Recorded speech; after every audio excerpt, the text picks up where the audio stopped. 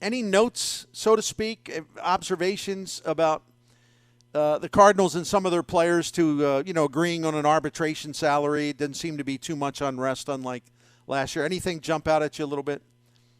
Well, the fact that Flaherty agreed to a contract for the first time in 3 years. He went to arbitration the last 2 years. The first 2 years he could go, he went, and so that was a big deal. And Hennessy Cabrera's agent must have some different stats than everybody else had. I don't know how that's going to go. Helsley, I think, has got a chance to win, but I'm not sure unless Cabrera's numbers are just way out of line. But he didn't do anything good last year. Right. He blew up. He imploded. I mean, he finished the season in the minor leagues. That's how good he was. Right. No, that's exactly right. I mentioned that earlier too. I don't know what he's thinking.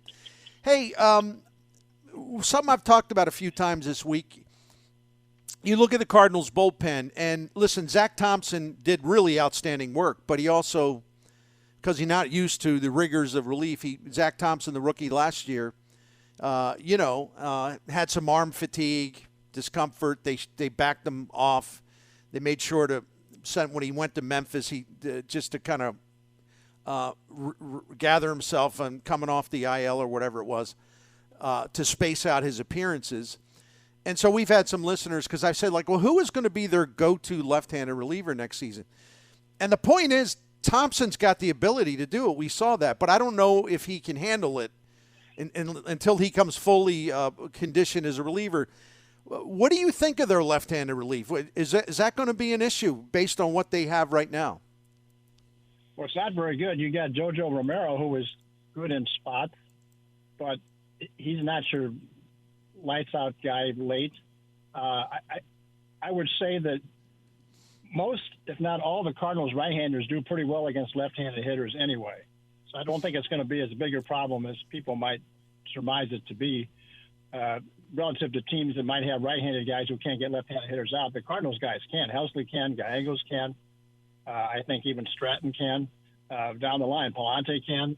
Palante was better against left-handers for a long time there. He was. So I don't think that's going to be a big problem where you have to bring in a guy for three batters and hold your breath. I don't think they can use those left-handers earlier in the game if they want, because the right-hander should be fine against most left-handed hitters.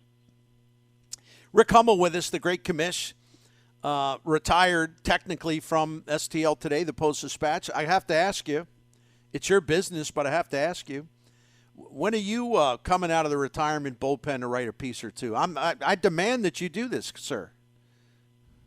Well, I think I'll be appearing online or in the newspaper next month, starting middle of the month, I believe, at least. Well, not at least, but probably once a week, and perhaps some online versions too of my work. So I think those fans who are pining for this, as it were, they'll get their wish.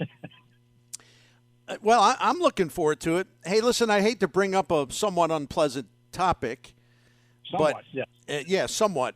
The somewhat unpopular Rodney King verdict. That was one of your great lines back in the day. But anyway, when you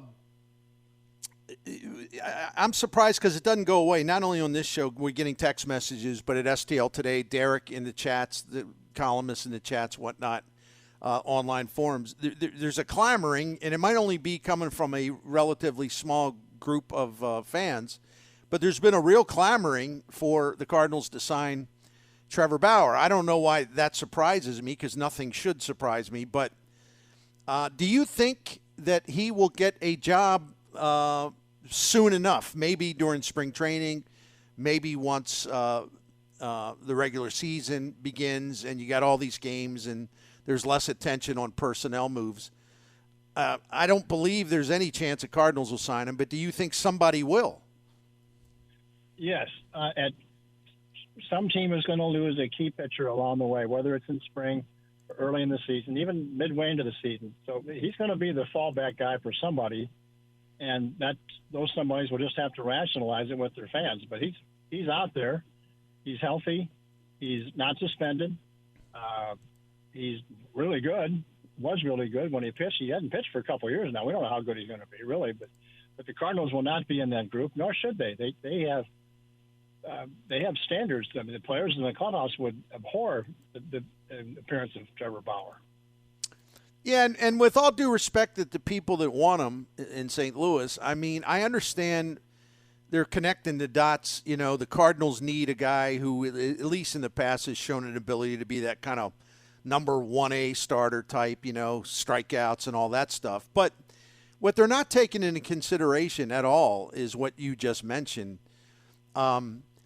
This guy has always irritated and annoyed the hell out of his teammates because this is long before his recent problems that got him into this mess. He's just too hyper, and he can't let anything rest. He's in one way or the other, he's always stirring something up that, not stirring it up in a way that brings the team together, but stirring it up in a way that distracts the team. And he's just never been popular anywhere he's pitched. And that is a big thing to consider. The whole morality of whether he deserves a chance to pitch. Hey, if baseball has cleared him to pitch, arbitrators cleared him to pitch, he can pitch. But that doesn't mean any team, including the Cardinals, is obligated to give him a job. If they don't want to disrupt or contaminate their own clubhouse, I'm not going to criticize him, because people need to remember that's a big part of this. His background and the way he acts and his personality when he's with other teams. Cardinals players, the ones that we would talk about first, I'm sure if Mo asked them, they would say no. You know, I'm talking about Goldie and Arenado. So I hope people get over this. I don't know. It's just unfortunate. Well, and the way people view sports these days is these guys are like chess pieces, and they're not people. You know, this isn't like fantasy ball here where, hey, I'll trade you this guy for that guy. There's personalities involved. There's morals involved, and that's why, you know, that element of fan doesn't really consider that to be a big issue. You know, that's just as well. He can pitch. He's okay to pitch, right? Not suspended. He's really good, right? We need a pitcher, right? Right. That's not what it's all about sometimes. You know, and from an overall public relations standpoint, lack of a better term, or just like in terms of whether you're strengthening or weakening your brand, or whether your front office is making an aggressive move just because it's cheap, or they make an aggressive move by actually spending money on an established guy who doesn't have all that baggage. The Cardinals, if they want a number 1A type of starter, they need to sign one who is not a knucklehead and a distraction, and they've got to make that investment, or they're going to have to trade for one, and that would be the better long play PR move for them, not signing this guy. That's always been the play. Going back to the ones who want to sign this guy, these fans are not the ones that'll be waiting through those pickets outside the ballpark trying to get in to their seats if Trevor Bauer is signed. There'll be people out there, and lots of them. Secondly, I've been in the opinion for a while here now that the Cardinals don't have to have their best team April 1st. They have to have their best team August 1st. And they can see they have 7 starters. We don't know how good some of them are going to be. Maybe all of them, for that matter. Right. Let's take a look at that and see what's going on. They are not chasing the Mets and Dodgers until October, really. They're in a different division. There's only 1 or 2 teams possibly that could hang with them, is Milwaukee and possibly the Cubs. Reds and Pirates, no interest. They have no chance to be involved in any kind of pennant discussion. So let's see what the Cardinals have in the spring, and let's see how good Jordan Walker is. If Jordan Walker is really good, well, you got outfielders to move then. You got a bunch of outfielders you could talk about moving. And those 2 things first. I mean, see how good your pitching is, see how good Jordan Walker is. Commish, I'm sure we'll talk. Well, in fact, I know we'll talk again before the Hall of Fame voting is announced. But I just really did want to run that by you. based on maybe your own observations, and there's that Hall of Fame tracker that always seems to overestimate the totals because it's not a full array of ballots, just people that have elected to share them in advance. But do you think Rolen clears that 75% threshold? I don't know. He was in the 60. What do you have? 62 or 63 last year. That's a lot of votes to get. The opposition is not terribly strong this year. Not as strong as it is next year when Adrian Beltre is on the ballot. Because Adrian Beltre was a better player than Rolen. Yeah, he definitely was. Category. And he should be in ahead of Rolen if they're both on the ballot at the same time.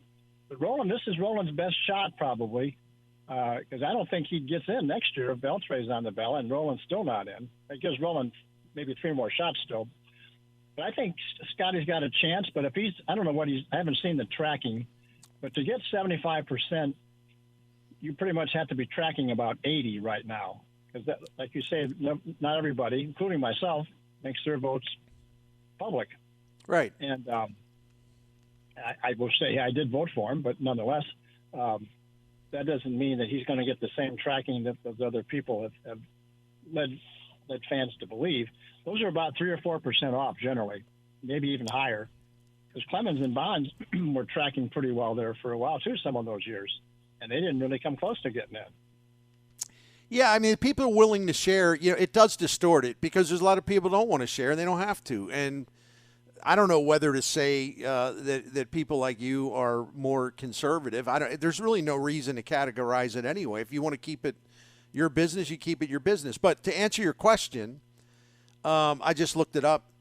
Right now, there have been 147 ballots shared publicly, 147. And Rolen is sitting at 81.3%. And according to this Hall of Fame tracker, which is a great thing, I really enjoy this, he'll need on the remaining ballots, he would need to be checked off on 71% of them. So what if anything, does that tell you? 81 at 6% over, I think that sounds good. If he was like 79, I'd say no. But 81, that's a bunch of votes there. That sounds awfully good, and that'd be a terrific thing for him especially, and Cardinal fans notably also. Now, which hat does he wear if he gets in? Well, he played with the Phillies a lot longer than he played for the Cardinals, so I don't know. It is tough. I never get mad at a player or a manager for what they choose on that anyway. I'm more like it was a privilege to watch a guy play, and he was a hell of a Cardinal, and he's in their Hall of Fame. Now he's in the big Hall of Fame, and good for everybody. Just nothing to be negative about. Hey, do you have any strong feelings about some other people on the ballot that perhaps have been waiting a while and that you really believe they should be in there? And anybody or any number of those guys come to mind with you? Yeah, a couple guys. First, I want to say maybe Rolen didn't play a lot longer with the Phillies, but he did bring in his career with the Phillies and played more healthy years with them than with the Cardinals. Yes. Secondly, I voted, this will be the 10th year in a row I voted for Jeff Kent, who is he combative? Was he combative sometimes? Sure, to reporters. But you compare his stats to Ryan Sandberg and see how you feel about Jeff Kent. And Sandberg rolled in pretty fast. And Jeff Kent, Sandberg was more glib with the reporters. Jeff Kent was Jeff Kent. He just went out and played, and he played second base about as well as Sandberg played it. Sandberg didn't make a lot of errors, but he didn't get to everything either. And Kent is the same way. He didn't get to everything, but if he got to it, it was an out. So, and he's been progressing, but he didn't get up far enough. I think he was still in the 40s, high 40s maybe last year. He won't make 75. This is his last time. But I don't understand why he never got off to a better start in the voting than he did, other than his personality was put some people off, I guess. Commish, what about let me run a couple of names by you because I think you can make a case for all of them, and I've kind of opened my mind. Let me say, I'm a little more enthusiastic about recognizing, like, I'll say, more closers, right? That more than had been for quite a while. So Billy Wagner right now is sitting at 73%. So that's probably not quite the reality, but still that's a good number for him. It's about 73%. Then you have Andrew Jones, who is making progress. He's about, I'm going to just round it off to 70%. And then you have Todd Helton, who's up over 79%. What do you think of those three guys? Well, I think Billy Wagner was as dominant a left-handed closer as I've ever seen. Franco had more saves, but Billy Wagner was unhittable most of his career, and he didn't have the highest of save number. I mean, Franco had more saves. Several guys had more saves, but I'd like to see him get in. Now at 73, he's under that 75. That means he will not get in this year. He won't override the tracker. The tracker is going to be high for everybody probably at that right. level. Andrew Jones, I like a lot.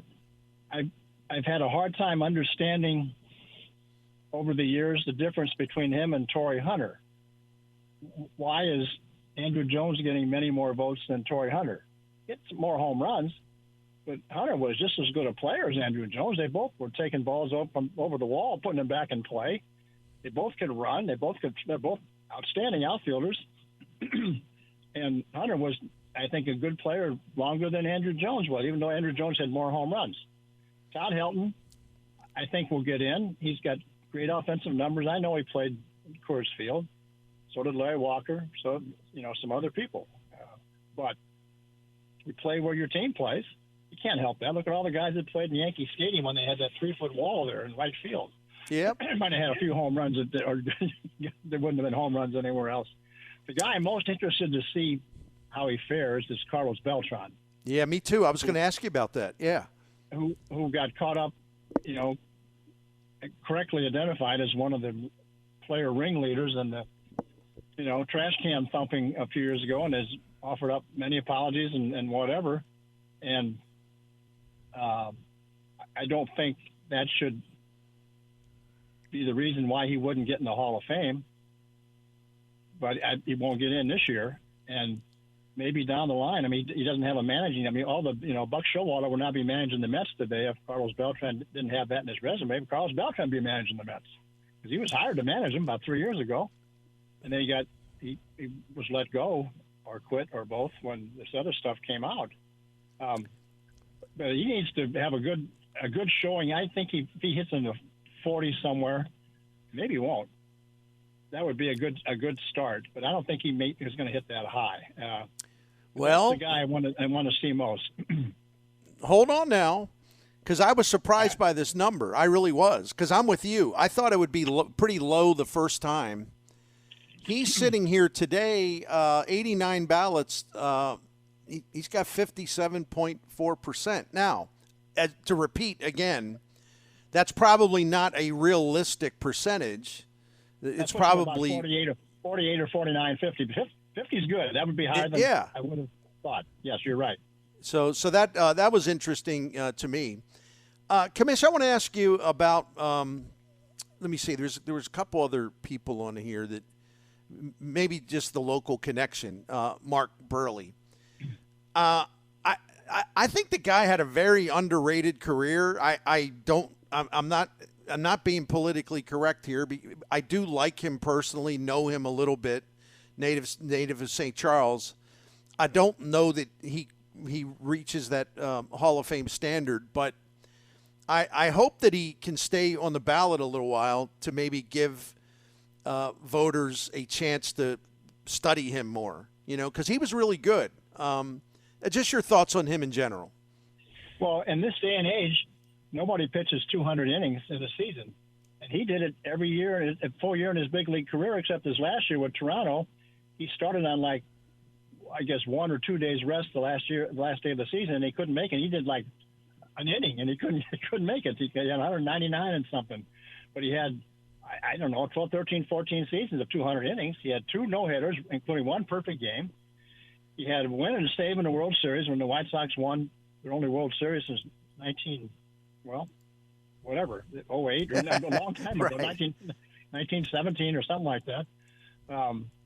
And his ERA was higher than maybe people wanted because he lost some home runs and stuff, but he was a very durable pitcher for some teams that were really good, Sox teams, and some teams that weren't. And I vote for him every year. I don't know. He didn't have, the 250 wins or anything like that, but he got to 200, didn't he? I pulled them up. 214. See, that kind of total is going to become increasingly not rare, but it's going to be less frequent as we move forward through history. That's a really impressive total for the era that he pitched in. It really, really, truly was. And the other thing is, it's 1, 2. Let me count here, Commission. I apologize, but it's the only way I can come up with the answer. He's got 1, 2, 3, 4, 5 All-Star teams. The Gold Glove 1, 2, 3, 4 times. That's another thing. He was excellent as a fielder, and he did get Cy Young votes like only 1 time, and that would be, at least to some, a mark against him. But I don't know. I mean, his case is a lot stronger than what his vote percentage is going to indicate when it comes out again this year. Well, he didn't have that one, knock your socks off season necessarily, but he had a bunch of really good ones. And sometimes isn't that good enough to get Hall of Fame merit? I mean, Phil Niekro got in the Hall of Fame, and I don't think anybody can cite one fantastic season that he had, but he had 300 and some wins and pitched forever. That's right. Yep.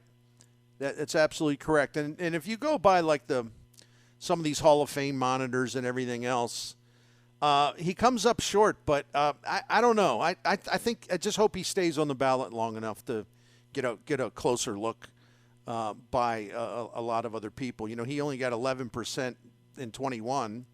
He got 5.8% last year, but he is running ahead of that this year, but not in a major way. It's more like 10, 11%. So we'll see what comes of him.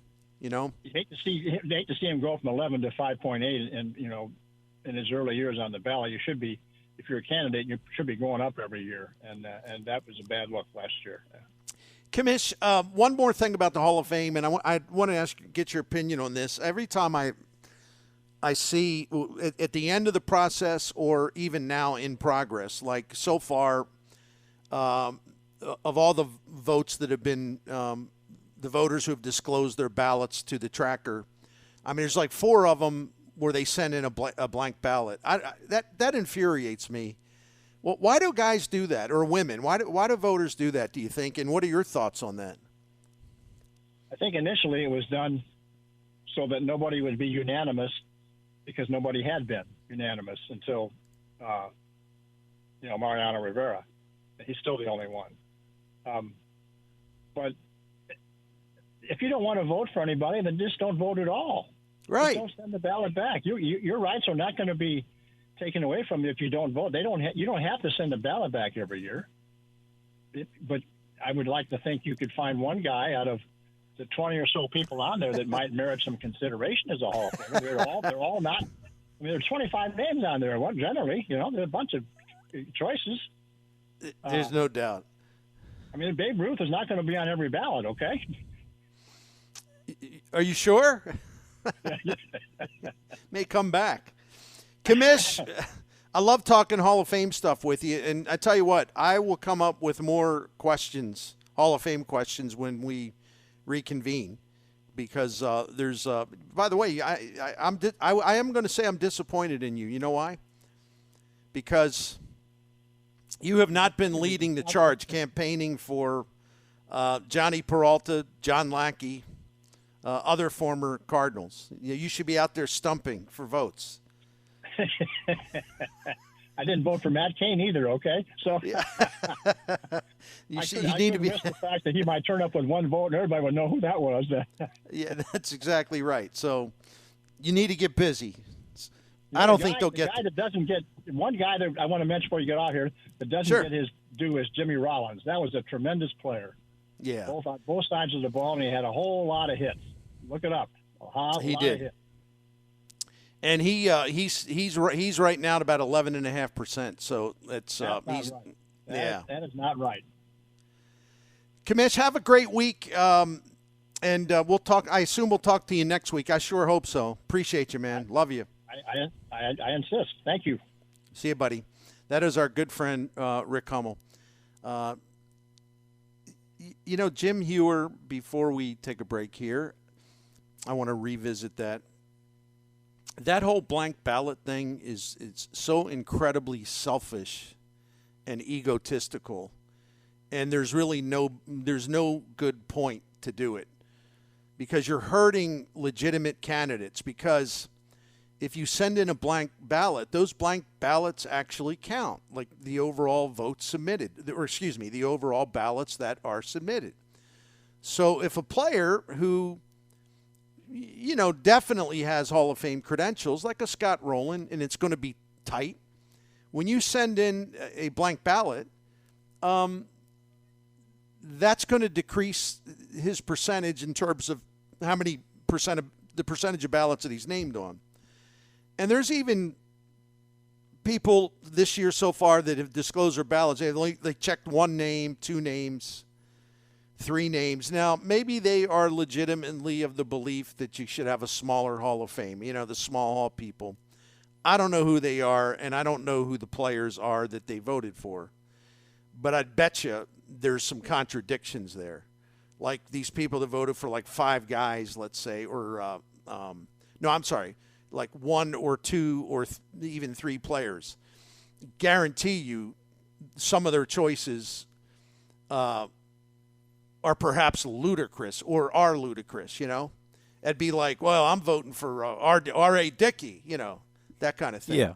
Yeah. But I don't – this is why I don't like the Baseball Hall of Fame voting, because not everybody, that is terribly unfair. We can all disagree on, who you would vote for, who I would vote for. That's fine. But there's too much showmanship. There's too many people that are trying to get attention. Hey, look at me. I ain't voting for nobody. Well, then why don't you resign? I just, there's all of this showboating, and it just like all these voters of many generations say, well, I'm not voting for anyone on the first ballot. Well, you're not going to vote for Willie Mays, Hank Aaron, Stan Musial? Really? What the hell is the point you're trying to make? Just because, as Kamish said, all right, Babe Ruth, some of the great players ever did not get voted in unanimously. So, in other words, which is stupid, the first time out, I mean. Mm-hmm. They never got voted in on the first ballot, right? Which is incredibly stupid and beyond belief in terms of how dumb it is. A guy's either a Hall of Famer or he's not. What are you making him wait for? What is achieved by that? But for people of today's generation that are voting, or they say, no, I know he's a Hall of Famer, but I'm not voting for him the first time. Why? So you believe in reinforcing an incredibly dumb viewpoint on how one should vote for the Hall of Fame. You're upholding the honor of the 1948 voters or whatever the hell your point is. So you're gonna be just as dumb and just as stupid and proud of it. I hate the showboats. Anyway, I'm sorry, my brother. Go ahead. This is one that frustrates me, and because as a fan of the game, I follow it and I got my thoughts too. And this is not a I'm jealous thing. There are people who I see get votes, Bernie, and I go, that guy, no way do I value that opinion of a certain individual. There's nobody here locally, but there are others. Like you said, when they throw that I didn't vote thing, I go, yeah, I've read your stuff or I've seen your work, and you're not really a guy who really follows it that much. I don't respect that opinion, and I would say I don't even know why that person has a vote. Get rid of it. Now, that's probably a little unfair, a little over the top, but I get that way sometimes when it comes to this voting process. It frustrates me when I see certain people, whether it's grandstanding or other people. I go, this guy doesn't even pay attention to what's going on around. He just throws stuff up against the wall, and there it is. That frustrates me from this whole process. And as you guys just pointed out, sorry, the greatest player to ever play the game isn't going to be on the ballot all the time, and that's not what this thing is about. I think people are missing that point as well. These are some of the greatest players as a collection, and they should be in there. And the fact that they're not, because of the pettiness and the stupidity and the look at me people, I get so frustrated with it, Bernie. As a fan, it's like, oh, the heck with you people. And it's not the way I want it to come across, but there are times that's what happens. Just go, you know what, you people, you're going to do your own thing. You're going to make your own rules. Enough is enough. There's and some of these people, I don't know who they are. I saw one blank ballot. And these are the people that have chosen to share. Well, if you have a blank ballot, first of all, why would you share that? There's nothing on the damn ballot. Right. You're doing it because you give your name and you want attention. Look at me. I'm a voter. No, yeah. You're not. You're a waste You of didn't time. vote. Right. There's someone named Steve Wine who I am not familiar with at all. And he voted for one player, and that player is Carlos Beltran. Now, I think Carlos Beltran will be in the Hall of Fame. I think people are going to kind of have a protest vote or whatever, and I understand why. What he did was pretty bad. But it affected the competition because he was actively cheating to try to influence the outcome. It was, that's kind of a cheating's always been permitted, but the Astros went too far.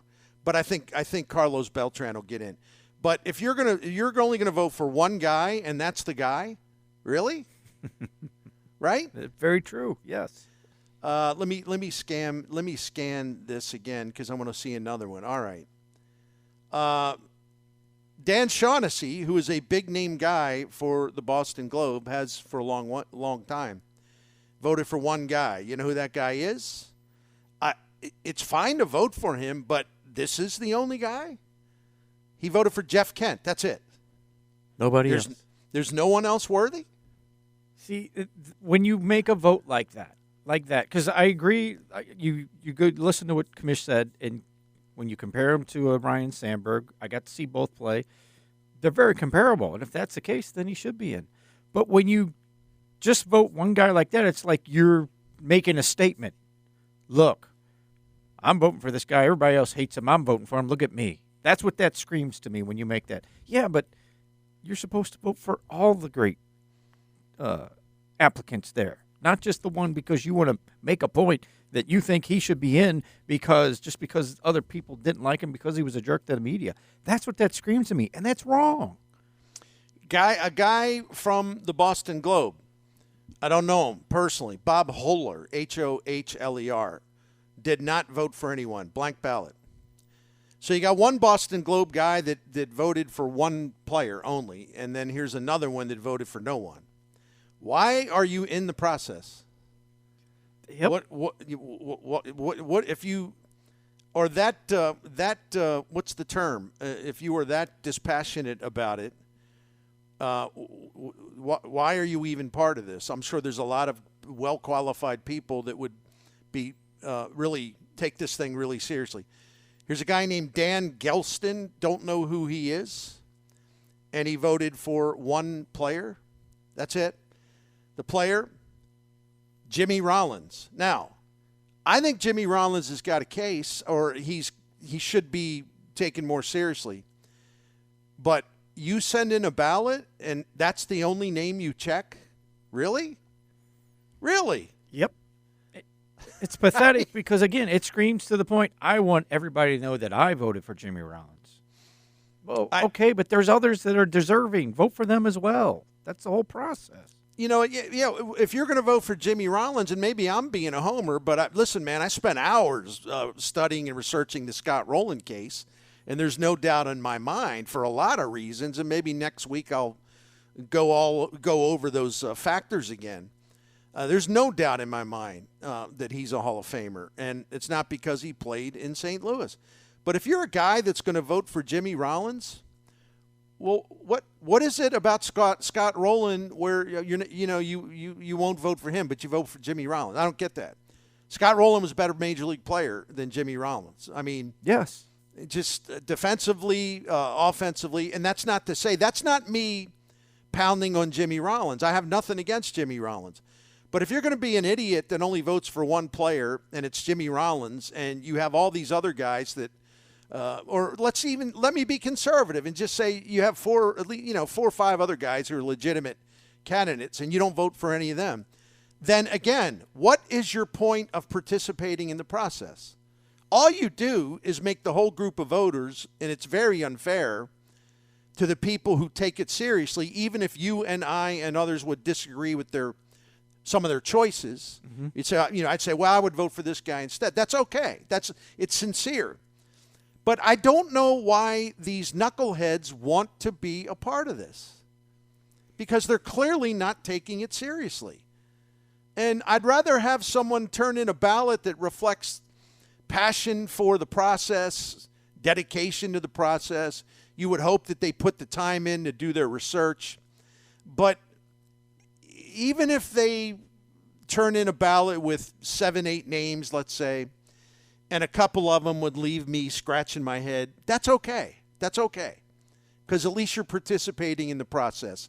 You may not be getting, some of that right based on my opinion, but my opinion is only one opinion. I just wish the Baseball Writers Association would just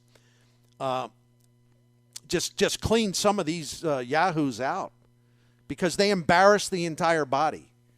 They make all baseball writers look bad, and that's terribly unfair, because baseball writers now are actually really good. The ones who take this take this seriously, they really put the time in. The younger voters, especially, Rick Hummel's an older voter, and there's a lot of older voters that take it seriously.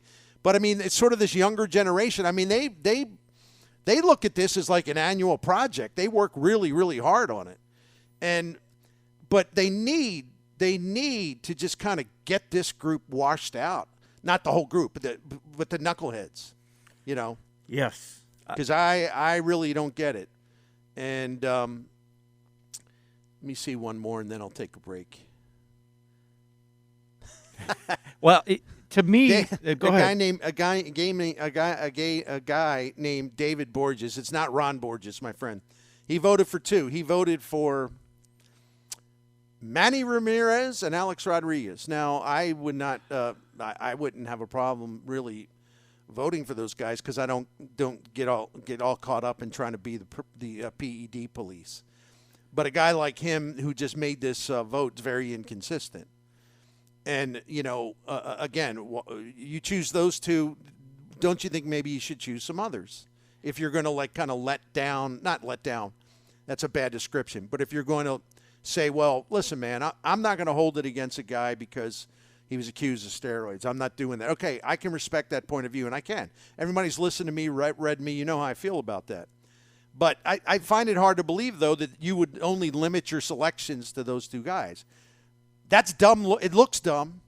It looks really stupid to do that.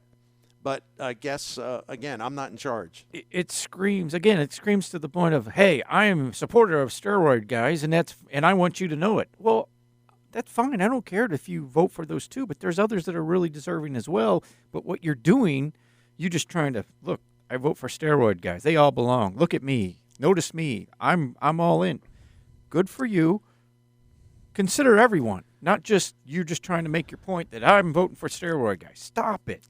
Stop it. Now, as I was scrolling down on this Hall of Fame tracker, I was about to take a break, and I will. I got to tell you, my heart's broken. And I know I sound dramatic, but I saw a name, and I'm like, oh, man.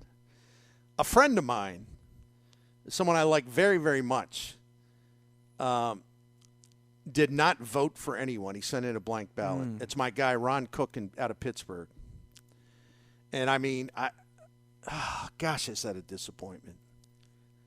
If it's someone that you just have written off as a complete knucklehead, that's one thing. But I respect Ron Cook and really like his work and what he's done during his career. But I think I can't explain why he would do that. I know he's very bitter about Major League Baseball because of the way they let the Pirates owner, pretty much, pretty much dump all kinds of stuff on the fans of Pittsburgh because he doesn't care. He has no desire to win. I think listen, man, I hate to psychoanalyze my friend Cookie, but I think he's just angry and bitter about everything, But again, you don't have to serve. You don't have to serve on this voting body. That's all. Yeah, back out. So, oh man, that's a bummer. I wish I would have stopped reading that. Yeah, I get it. The one thing about, like I said, it frustrates me, and it's almost to the point, party at times, because I don't want to disrespect the people who I know are putting in the work, and I appreciate that. But it comes across where it's almost just a step ahead of those people who get Heisman Trophy votes, and I go, and I know somebody who is telling me they're voting. I go, you don't know, you don't even watch the games. How did you get a vote? Kind of thing. And right, and a lot of them get grandfathered in, and the thing I don't like about the Heisman vote, and I've been a long time Heisman voter. The thing I don't like about it is that there's so much regional bias, and I do understand that that's always going to be part of it, but it just gets extreme. I mean, you'll see ballots, or you'll be made aware of ballots where I'm just going to give you a hypothetical explanation, where it's like, I'm not voting for, some guy who covers SEC football he's like 78 years old or whatever. I didn't even vote for that Caleb Williams. I ain't voting for some California guy. Yeah. And his ballot will be like three SEC quarterbacks or something. Mm-hmm. That crap goes on way too much. Agreed. At least try to put some objectivity in the thing, right? Yeah, you owe it to the kids that play and who have a Heisman case. You owe it to them. Again, quit being so selfish. I can't disagree. I didn't mean to go into the Heisman side of this, but that's where the Baseball Hall of Fame sometimes gets a step ahead of that, and both frustrate me for both those reasons. Well, again. It should, and what's worse about it is I always people that say, and I've heard it on the football side, I've heard it on the baseball side. They look at these media people out of here. They ought to let former players and general managers vote. Well, they're as crooked as it comes. Yeah, these committees fix these veteran selections all the time. We've had that discussion recently with some of these. Right. It's like, they don't do any better. They go in with an agenda and they trade votes and they team up. It's like someone in Congress and the House majority or House minority whip his job is to herd everybody up and make sure they vote a certain way. That happens with these Baseball Hall of Fame committees. I don't know. There's no good way to do it. That's why I view the Hall of Fame. I don't view it as a sacred shrine. I don't view it as a temple. I don't view it as this holy land. I don't view this as like it's got to represent. It's got to cleanly represent the sanctity of the sport. No, it doesn't actually. You know what it is? It's a museum. Okay, that's it. It's a museum, and the voting thing is just so flawed that years ago I decided I'm very interested in it, but we're talking about a museum. Yeah, I agree with that. And to me, when I go to Cooperstown, I want to see the museum. I don't need all this other hogwash. Sports writers taking moral stands, and you're not qualified, most of you. All right, I'll shut up now before we take this break, because we're going to have to wrap the show up. See, I get all wound up, Mr. Hewer, and then on Fridays I'm allowed to break the rules. We are allowed to stretch. Just ignore all of the the usual regulations. I won't say any 4-letter words or anything, but you know what I'm saying.